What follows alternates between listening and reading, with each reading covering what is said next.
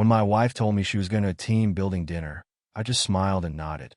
She had no idea that her text messages were already backing up to my cloud server.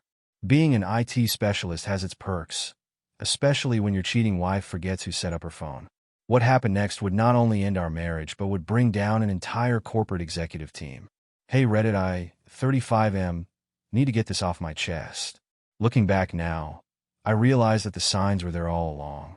I'm Michael Thompson, and this is my story of how I discovered that sometimes the person you trust the most can become a complete stranger. Maybe if I had paid more attention to those little moments, the sudden password changes on her phone, the late work meetings, or those mysterious text messages, I could have prevented what was coming. It all started on a Wednesday evening in Phoenix. Sarah, 33F, my wife of 5 years, was getting ready for what she called a team-building dinner at her marketing firm. I sat in our living room, watching her flutter around in a new black dress I'd never seen before. This dress? Oh, I got it on sale last week, she said casually when I asked, though the Nordstrom tag she'd forgotten to remove suggested otherwise. The whole team is going to this new place downtown. Very upscale. You know how Karen likes to impress the clients.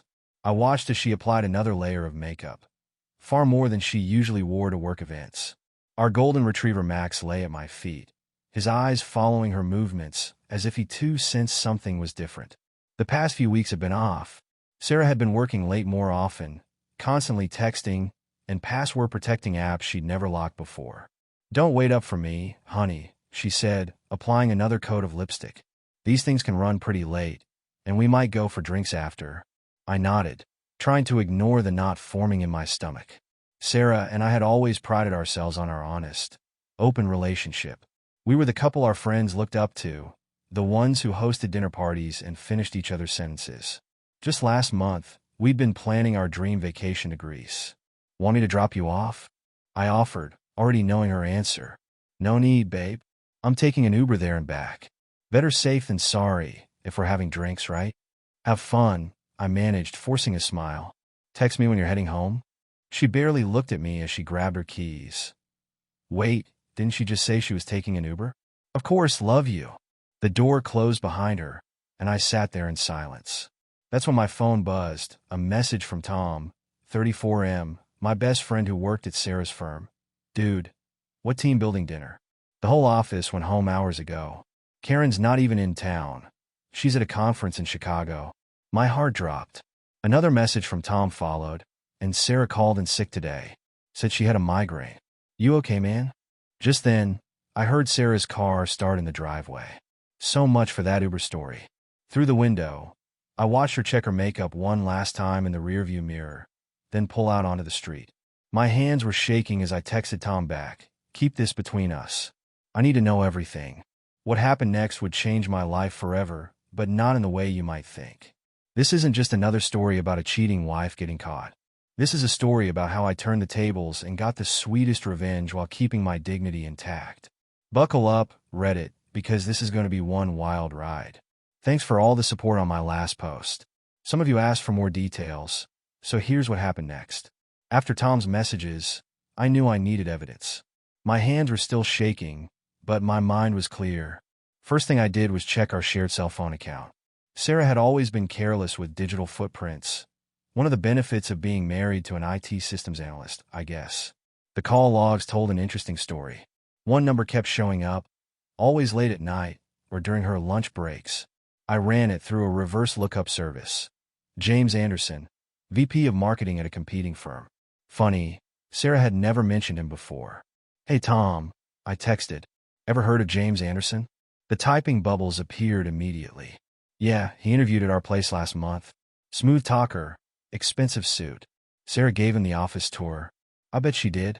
Next, I checked her joint bank account. There they were, charges from restaurants I'd never been to, a hotel bar downtown, and a payment to a divorce attorney from last week. My stomach lurched. She was already planning her exit strategy. But the real kicker came when I checked the backup of her iPhone on our shared iCloud. Sarah wasn't tech-savvy enough to know that deleting messages from her phone didn't remove them from the backup. There they were, hundreds of messages between her and James. Miss you already. Last night was amazing. Can't wait to taste you again. Each message felt like a knife in my gut, but I kept reading, They'd been at it for 3 months. Every late meeting had been with him. Every girl's night out had been a date. She'd even sent him photos, intimate ones, taken in our bedroom, on our bed. I needed air. Grabbing Max's leash, I headed out for a walk. The Arizona night was cool, stars twinkling mockingly above. As Max and I rounded the corner, my phone buzzed. Sarah, meeting running late. Don't wait up. I checked the bank app again. A new charge had just posted. $75 at the Skyline Hotel bar. I knew the place. It was where all the affairs in Phoenix went to hide. Tom called as I was heading back home. Mike, you need to see this. Sarah just posted a photo on her private Instagram story. She must have forgotten I follow her. She's at the Skyline, and she's not alone. Send it to me, I said, my voice steady. The photo loaded. Sarah, my wife, sitting at a candlelit table, her hand intertwined with a man's. The caption read, "Perfect evening." That's when I made a decision. If Sarah wanted to play games, I could play too. But I'd play them better. Way better. First, I transferred half of our savings to a new account. Perfectly legal since we were still married. Then I called my cousin Lisa, a family law attorney specializing in infidelity cases. Hey Lisa, remember when you said you owed me for fixing your server? Time to collect. What do you need? I want to know every legal way to make a cheating spouse regret their choices. And I need to know how to document everything so it holds up in court. Lisa chuckled. Oh, honey, you came to the right person. Give me an hour to pull some files together. I hung up and looked at Max, who wagged his tail supportively. Well, boy, looks like we're about to give Sarah the surprise of her life. But first, I needed to make some preparations. Because sometimes the best revenge isn't just about getting even. It's about getting ahead. And I was about to get way ahead. Update. Man, you guys are awesome. Your advice has been spot on. Here's the next part of my story. Lisa, my shark of a lawyer cousin, came through big time. We met at a coffee shop far from my usual haunts. No need to spill the beans to any mutual friends just yet. All right, cuz, she said, spreading out some documents. You're in a better position than most. Joint accounts, shared property, and digital paper trail. We're gonna nail her to the wall. But I had something else in mind. Before we go nuclear, I want to play this smart. Sarah thinks she's got me wrapped around her finger. The clueless husband who's too dense to see what's right in front of him. Lisa raised an eyebrow. You're cooking up something devious, aren't you? Let's just say I'm about to flip the script. First order of business. I needed to get closer to James Anderson's world. A quick LinkedIn search showed we had a mutual connection, my old college buddy Alex who worked at a tech firm downtown. Time to grab a beer with an old pal. James Anderson? Alex snorted when I mentioned the name. Total player. Dude's got a reputation for hitting on married women at business conferences. Real piece of work. Tell me more, I said, keeping my voice casual. Word on the street is he's about to get the boot. Company's doing an internal audit. Something about cooked numbers and shady expense reports. Bingo. Sarah had no clue she was hitching her wagon to a sinking ship. Back home, I started setting my trap. Changed all our Wi-Fi and streaming passwords. Little things to establish digital dominance without raising suspicion. Then I booked a table at Bella Luna, Sarah and James's favorite rendezvous spot, for Friday night. Hey babe, I texted Sarah. Got a surprise date night planned for Friday. That new Italian place you've been wanting to try. Her response was quick. Oh honey, I can't. Big client presentation on Saturday morning. Need to prep. No worries, I replied. Another time. What she didn't know was that I'd already found her secret Google Calendar. Rookie mistake using our shared family email as recovery. There it was. Dinner with Jay Bella Luna 8 p.m. Time to call in another favor. My buddy Steve owned the restaurant's valet service. Need a solid man. Couple coming in Friday night. Black Audi A6. Plate number. I rattled off James's details from our surveillance. I want to know exactly when they arrive. You got it. But what's the play? Just making sure some friends get the VIP treatment they deserve. Next, I started my transformation. Hit the gym hard, got a sharp haircut, and bought some new clothes. If Sarah noticed, she didn't say anything. Too busy with her work presentations to pay attention to her supposed better half. I also had a little chat with Karen from Sarah's office, the one supposedly in Chicago. Turns out she had quite a few interesting stories about Sarah and James's professional relationship. Between us, Karen whispered over coffee, HR's been keeping a file. Sexual harassment complaints, inappropriate behavior at company events. They're building a case. Perfect. The dominoes were lined up. Now I just had to wait for Friday night, when phase 1 of my plan would kick into high gear. Hey Tom, I texted my inside man. You still tight with that reporter from the Business Journal? Yeah, why? Tell her there might be a juicy story breaking soon. Corporate scandal, workplace romance gone wrong. The whole 9 yards. The pieces were in place. Sarah thought she was starring in some romantic drama. She had no clue she was actually in a chess match. And I was about to call checkmate. Update. Things are moving fast now, Reddit. Here's what went down next. After confirming Sarah's affair, I knew I had to make my move. Without saying a word, I packed my things and moved into our guest bedroom. Sarah's reaction? Priceless. What are you doing? She demanded, watching me hang up my clothes in the guest closet. Just giving you space, I replied coolly. Isn't that what you wanted? She stood there, mouth agape. You're being ridiculous. This is childish. Childish? That's rich coming from someone who can't even be honest about their dinner plans. Her face went through 50 shades of panic before settling on fake indignation. What's that supposed to mean?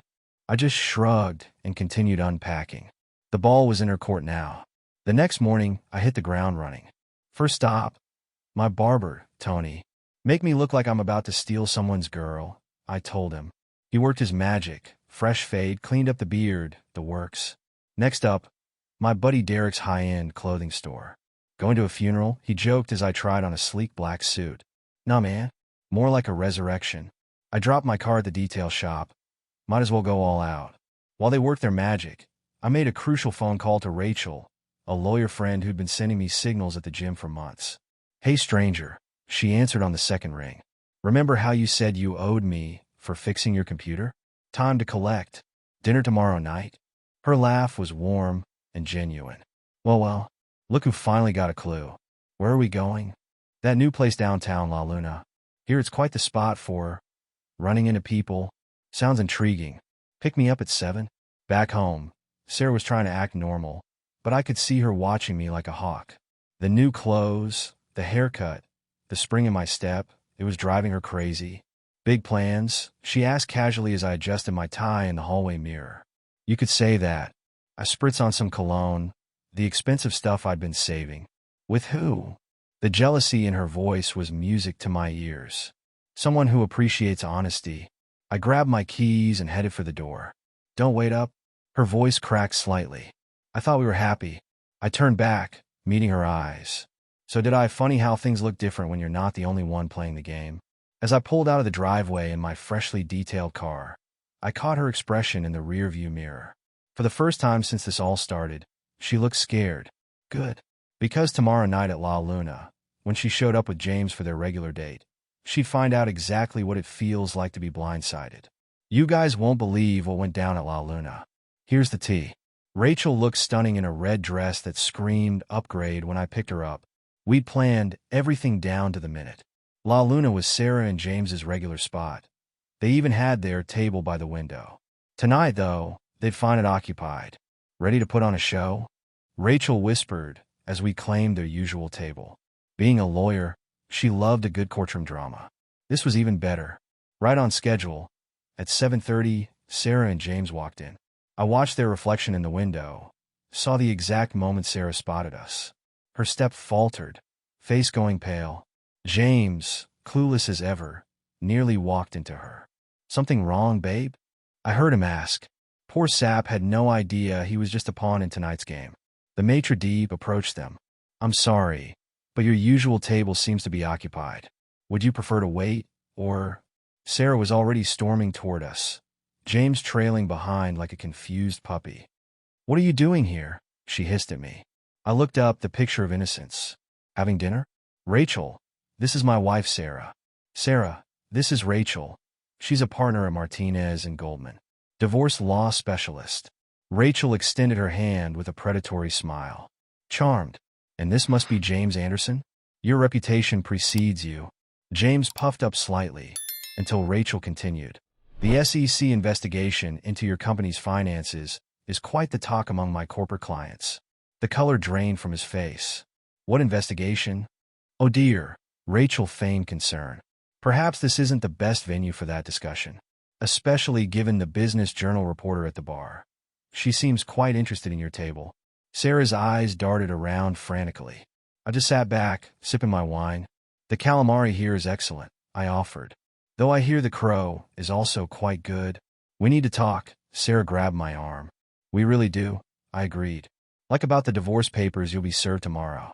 Or maybe about the complaint HR received about workplace fraternization. Or should we discuss the funds you've been moving from our joint account? James started backing away. Sarah, we should go. Running already? I called after him. But you haven't heard about the other wives yet. He froze. What other wives? Oh, Jessica from accounting, Michelle from marketing. They all thought they were special too. Sarah, did he promise you a position in his new company? Funny thing about that. A commotion at the bar interrupted us. Two women were approaching, both looking ready for blood. James Anderson, one called out. Remember me from the conference in Vegas? The look on Sarah's face was priceless as she realized she wasn't his only special friend. By the way, I added casually, you might want to check your phone. Those intimate photos you sent him? They just got emailed to the entire board of directors. Oops. Sarah looked ready to faint. James was already speed-walking to the exit, leaving her standing there alone. Have a nice life. I raised my glass. Rachel, shall we order dessert? I hear their humble pie is excellent. As Sarah fled the restaurant in tears, I felt no joy, just a quiet satisfaction. The game was over, and she never even realized she'd been playing against a master. The fallout from the La Luna showdown was epic. Here's what happened next. Sarah came home at midnight, mascara streaked down her face. I was in the living room, calmly reviewing divorce papers with Rachel. The look on Sarah's face when she saw us was worth every penny of Rachel's legal fees. How could you? Sarah's voice cracked. Humiliating me in public like that?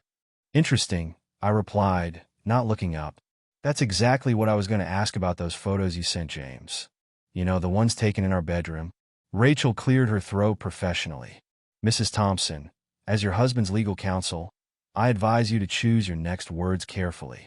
They may be used in divorce proceedings. Sarah collapsed onto the couch. Legal counsel? You're really divorcing me?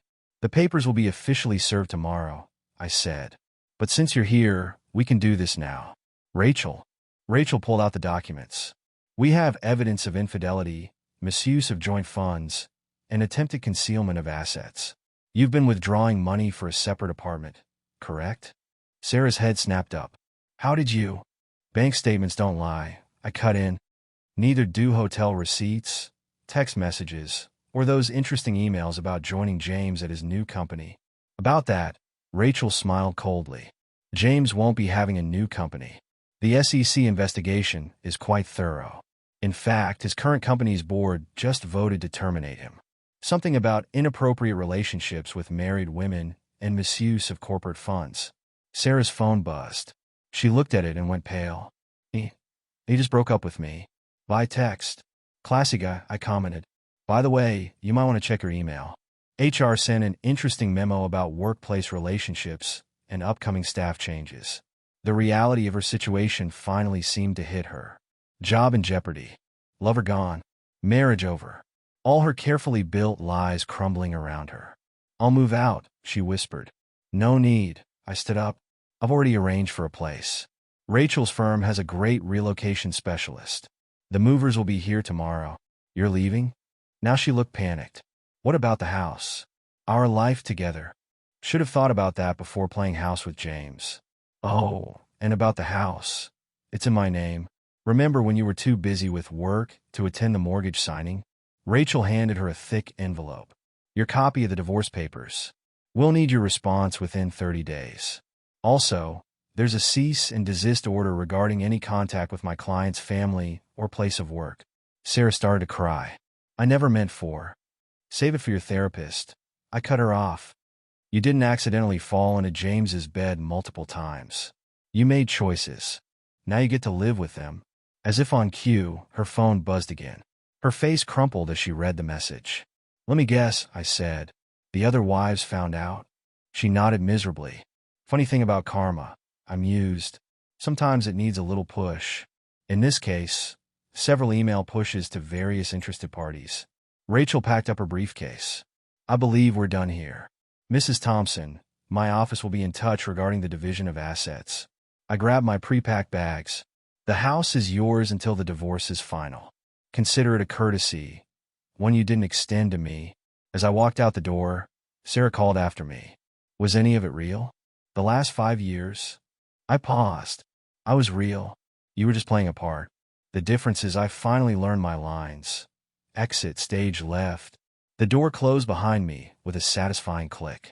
In my car, I checked my phone, a message from Rachel. Dinner tomorrow? For real this time? Sometimes endings are just better beginnings in disguise. A lot of you asked what happened to James. Grab some popcorn, because this is where it gets good.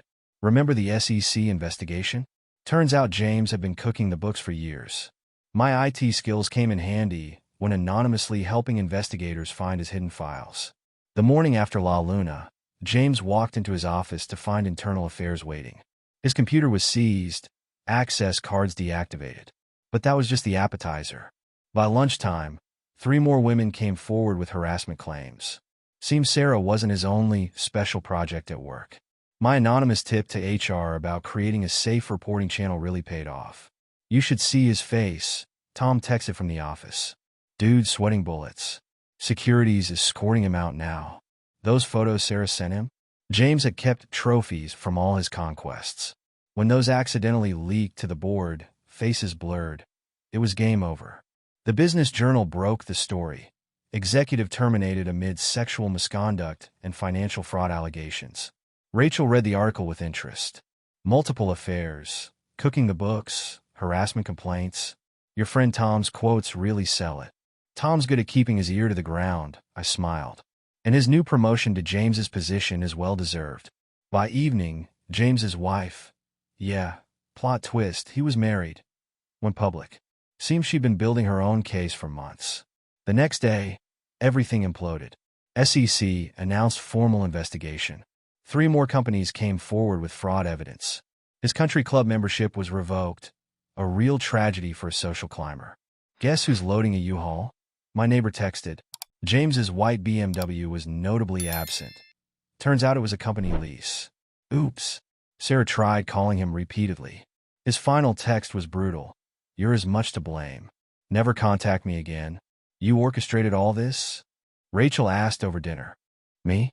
I just provided information to the right people. The rest was karma. And the anonymous website listing his misdeeds? The one every employer will find. I shrugged. The internet is mysterious. The final tally. Potential criminal charges, ruined marriage, dead career, and a digital footprint that would follow him forever.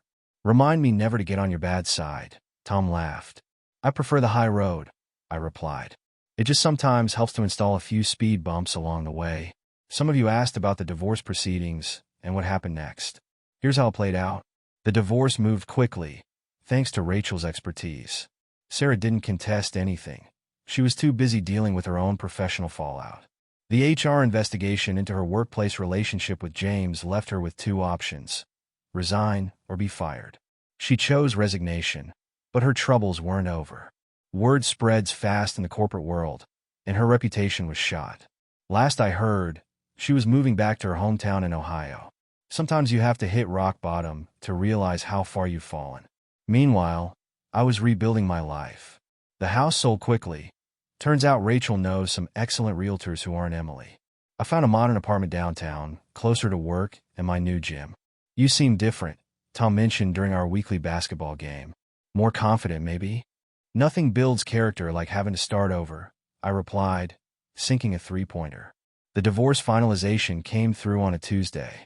Rachel handed me the papers with a smile that wasn't entirely professional. How does it feel to be officially single? Like a weight's been lifted, I admitted. Though I have this awesome lawyer who's been making the process easier. She blushed slightly. Careful there. Dating your divorce lawyer might raise some eyebrows. Good thing you're not my lawyer anymore, I grinned, holding up the signed papers. Sarah tried reaching out once more, through a mutual friend. She was sorry and wanted to explain. I sent back a simple response. Nothing to explain. Good luck in Ohio. The funny thing about betrayal is that once the initial pain fades, you realize it was actually setting you free. Free from lies, free from doubt, free from someone who didn't value what they had. You never told me, Rachel said over dinner that night. What made you suspect Sarah in the first place? I thought about it. It wasn't one thing. It was the little changes. How she stopped sharing the small moments. How her eyes would light up at her phone, but not at me. Sometimes the signs are there. We just don't want to read them. And now I know what to look for. I smiled, reaching for her hand. Honesty, respect, and someone who gets excited about actually being with me. The waiter brought our dessert, coincidentally, at the same restaurant where Sarah's affair had been exposed. Sometimes life has a sense of humor. To new beginnings, Rachel raised her glass. And to karma, I added with a wink. May she always have good aim. Several of you asked about what happened to Sarah and James after everything went down. Here's what I know from mutual friends and social media. James's fall was spectacular.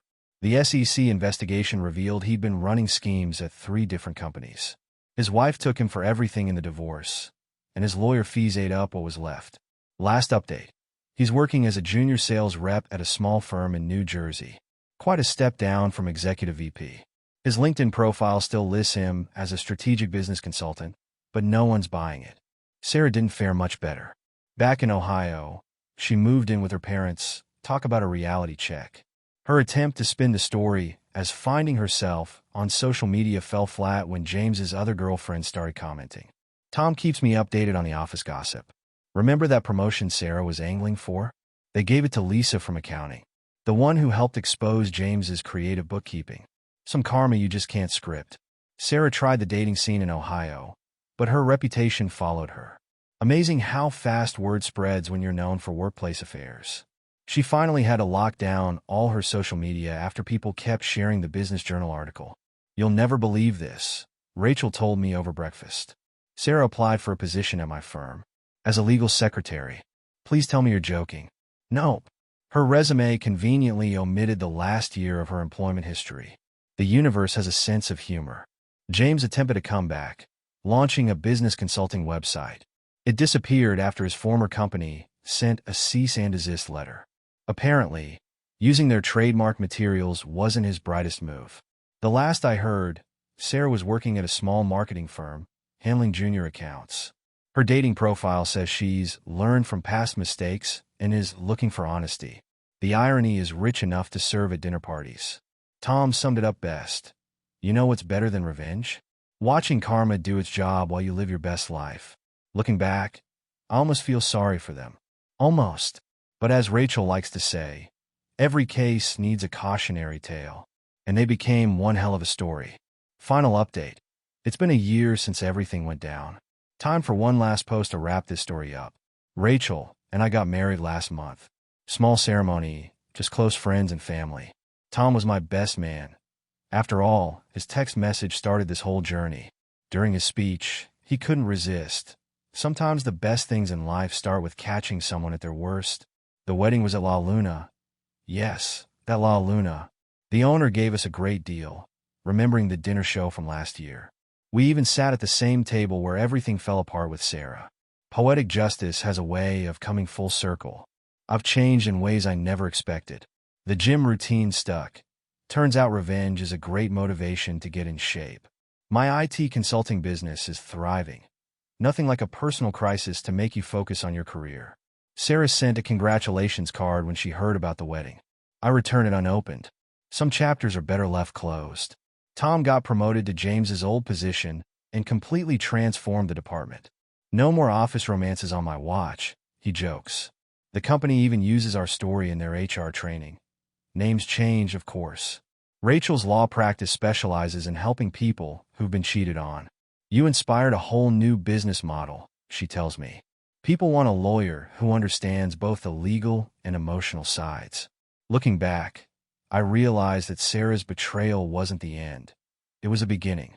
It taught me about self-respect, about standing up for myself, and about the difference between loving someone and letting them walk all over you. The other day, I found our old wedding album while unpacking. Those pictures used to hurt. Now they're just reminders of lessons learned. Rachel suggested we donate it to Goodwill. Someone might need the frame, she smiled. To everyone who followed this story and offered support, Thank you. Your advice and encouragement helped more than you know. Special shout out to the Redditor who suggested the SEC tip line. That was pure gold. Life isn't about avoiding betrayal. It's about how you handle it when it comes. I chose to handle it with dignity, a bit of style, and just enough revenge to make it interesting. Rachel just read this over my shoulder and laughed. You forgot the best part, she said. Tell them about the house. Oh yeah, we bought a house. Guess where? Right next door to Sarah's old dream home. The one she always wanted but James could never afford. Every morning, I have coffee on the deck and smile.